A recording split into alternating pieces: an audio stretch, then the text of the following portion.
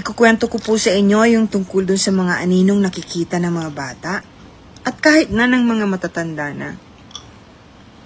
Lahat ng tao, every now and then, nakaka-experience ng mga bagay na sa isang kisap mata ay may nakita kayo tapos nawawala. Normally, anino po yan.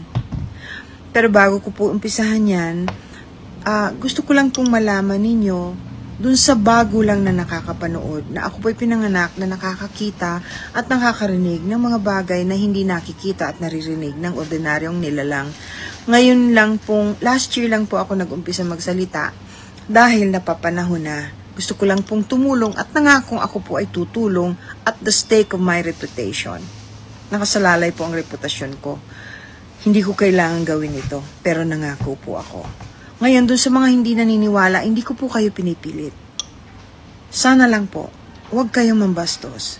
Kasi, dun po nakikita ko anong klaseng pagkatao meron kayo. Dahil wala naman po akong hinihiling sa inyo. Wala akong ipinipilit sa inyo. Pagkusay pinagdadasal ko po ang lahat at gusto ko lang makatulong. Yung pong mga aninong yun, ay hindi dapat katakutan. Lalo na po kung kayo'y madasalin.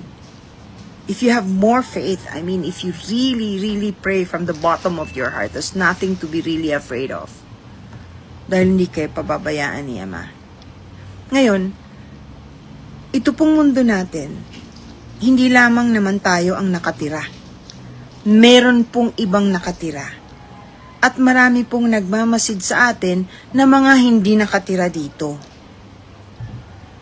Parang tayo po na pinagmamasdan ng mga ibang nilalang ng Diyos katulad ng mga ibon, pinapanood natin sila na hindi naman nila tayo pinapansin. Kaya lang tayo madalas ang nananakit. Yung pong mga nagmamasid sa atin, karaniwan, hindi nila gustong saktan tayo. Parang pinag-aaralan lang po tayo. Pagka nagkataong nakita natin sila, yung mga mabubuti po na anino, biglang nawawala dahil ayaw nilang matakot tayo. May mga anino naman na nagmamasid na gusto lang tumulong. Katulad po nung isang bata na alam ko po, grabe yung sakit. Nakibantay lang po ako. Kasi kawawa naman yung ina. Pagod na pagod na.